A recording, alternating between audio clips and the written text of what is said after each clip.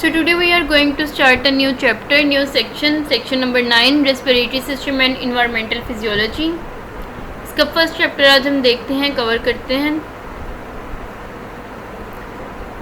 So physiological anatomy of respiratory tract, basically respiratory tract की physiology और anatomy को हम डिस्कस करेंगे. हाफ चैप्टर ये जो है हम कवर करेंगे.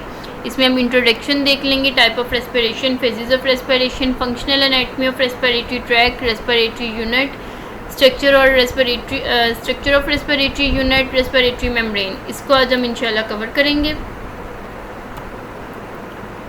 सो अगर हम इंट्रोडक्शन की बात करते हैं तो रेस्पिरेशन हमारे पास एक ऐसा प्रोसेस होता है जिसके अंदर ऑक्सीजन को इनटेक करते हैं और कार्बन डाइऑक्साइड को गिवन आउट करते हैं. फर्स्ट ब्रेथ जो होती है वो हमारे पास आफ्टर ब्रेथ टेक प्लेस हो रही होती है, क्योंकि फीटल लंग्स जो होते हैं वो नॉन फंक्शनल होते हैं और इनकी गैसेज एक्सचेंज प्लेसेंटा के थ्रू हो रही होती है. इंट्रायूट्रिन लाइफ के अंदर जो गैस एक्सचेंज होती है between the foetal blood and the mother's blood, ये प्लेसेंटा के थ्रू हो रही होती है. और after a first breath respiratory का प्रोसेस कंटिन्यू होता है थ्रू आउट द लाइफ और परमानेंट स्टॉपेज इसकी एट डेथ ही होती है.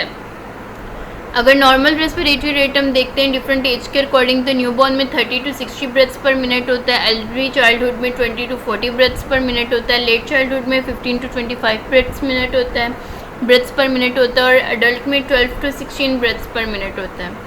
टाइप ऑफ रेस्पिरेशन अगर हम देखते हैं तो हमारे पास टू टाइप ऑफ रेस्पिरेशन होती है, इंटरनल रेस्पिरेशन और एक्सटर्नल रेस्पिरेशन.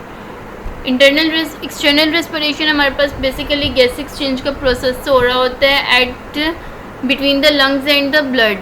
लंग्स और ब्लड के दरमियान जब गैस एक्सचेंज का प्रोसेस होगा उसे हम एक्सटर्नल रेस्पिरेशन कहेंगे, और जब ब्लड और टिश्यू के दरमियान में गैस एक्सचेंज का प्रोसेस होगा उसे रेस्पिरेशन कहेंगे. फेजेस ऑफ रेस्पिरेशन हमारे पास 2 फेजेस होती हैं, इंस्पिरेशन एंड एक्सपिरेशन. इंस्पिरेशन हमारे पास ये जब हम एयर को इनटेक करते हैं फ्रॉम एटमॉस्फेयर, और एक्सपिरेशन हमारे पास तब होती है जब एयर लीव करती है लंग्स को. नॉर्मल ब्रीथिंग जो होती है, नॉर्मल ब्रीथिंग में इंस्पिरेशन हमारे पास एक्टिव प्रोसेस होता है और एक्सपिरेशन हमारे पास पैसिव प्रोसेस होता है. अगर हम फंक्शनल एनाटमी देख लेते हैं रेस्पिरेटरी ट्रैक की, तो हमारे पास जो रेस्पिरेटरी ट्रैक है बेसिकली वो नोज से स्टार्ट होता है और लंग्स तक जाता है. प्लूरा इसका फर्स्ट हम कंपोनेंट देख लेते हैं. तो प्लूरा हमारे पास ईच लंग जो होता है वो बाइलेट सीरस मेम्ब्रेन के साथ कवर हुआ होता है, जिसे हम प्लूरा और प्लूरल सैक कहते हैं.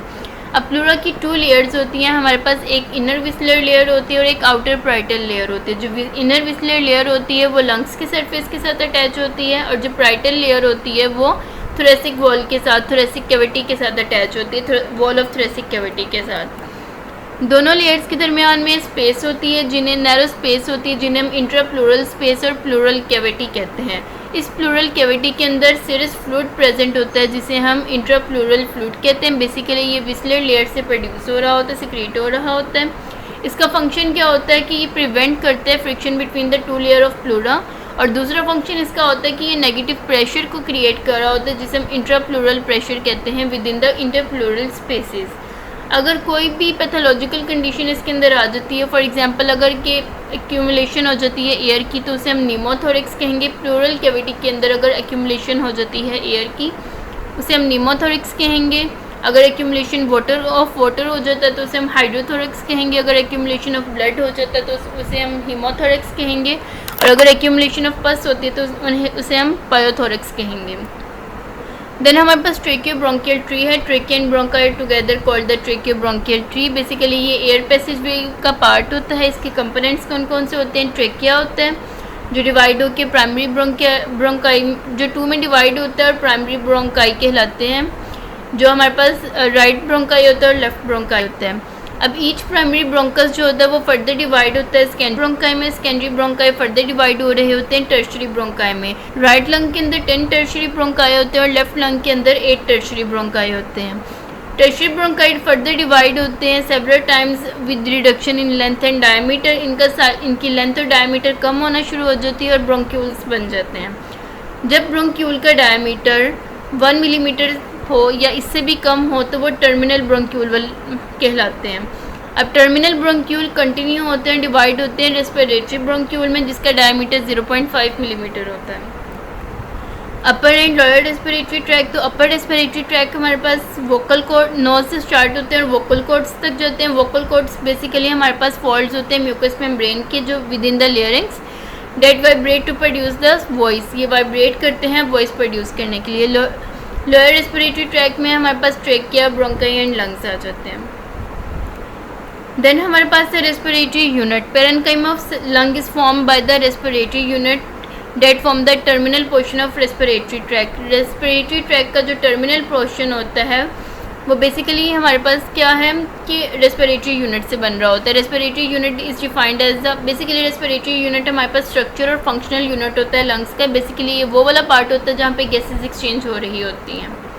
इससे ऊपर तक जितना भी हमारे पास होता है टर्मिनल ब्रोंक्यूल तक सारा रेस्पिरेटरी ट्रैक होता है। जो हमारे पास रेस्पिरेटरी ब्रोंक्यूल है उससे फर्दर जो हमारे पास जितना भी पोर्शन होता है जहाँ पे आपकी गैसेज एक्सचेंज हो रही होती है वो हमारे पास रेस्पिरेटरी यूनिट होता है। स्ट्रक्चर ऑफ रेस्पिरेटरी यूनिट देखते हैं तो रेस्पिरेटरी यूनिट स्टार्ट हमारे पास हो रहा होता है रेस्पिरेटरी ब्रोंक्यूल से। ईच रेस्पिरेटरी ब्रोंक्यूल जो होते हैं वो डिवाइड होती है एल्व्यूलर डक्ट के अंदर। एल्व्यूलर डक्ट जो होते हैं वो एंटर होते हैं इन लार्ज स्ट्रक्चर के अंदर जिन्हें हम कहते हैं एल्व्यूलर सैक।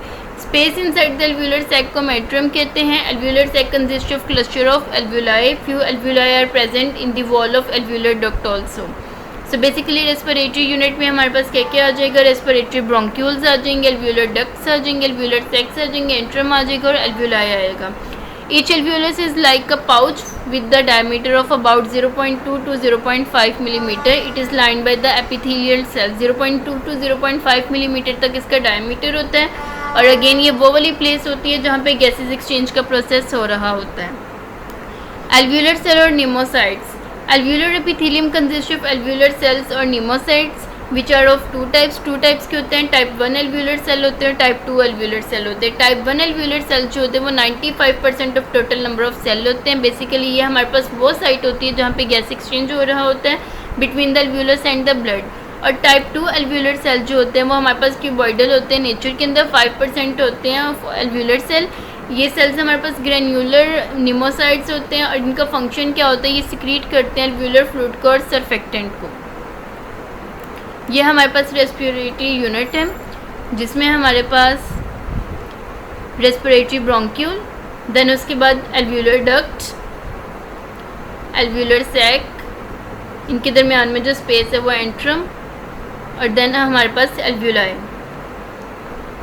और एल्व्यूलाई में फर्दर फिर हमारे पास रेस्पिरेटरी यूनिट में 2 टाइप ऑफ सेल्स होते हैं जिन्हें हम टाइप 1 एंड टाइप 2 सेल कहते हैं। टाइप 1 सेल हमारे पास गैसेज एक्सचेंज के लिए यूज़ हो रहे होते हैं और टाइप 2 सेल हमारे पास सरफेक्टेंट के तौर पे काम करते हैं। Respiratory membrane. रेस्पिरेटरी मेम्ब्रेन हमारे पास मेम्ब्रेनियस स्ट्रक्चर होता है through which the exchange of gases occur. Respiratory membrane separate from the blood in capillary. It formed by the alveolar membrane and capillary membrane से मिलकर ये बन रही होती है। Respiratory membrane has a surface area of 70 square meter and thickness of 0.5 micron. ये important MCQs अक्सर आ जाता होता है एग्जाम्स वगैरह में कि रेस्पिरेटरी मेम्ब्रेन का कितना हमारे पास सरफेस एरिया होता है और कितनी इसकी थिकनेस होती है। तो 70 स्क्वायर मीटर और थिकनेस 0.5 माइक्रोन होती है और एल्व्यूलर मेम्ब्रेन और कैपिलरी मेम्ब्रेन से मिलकर ये बन रही होती है। Thank you.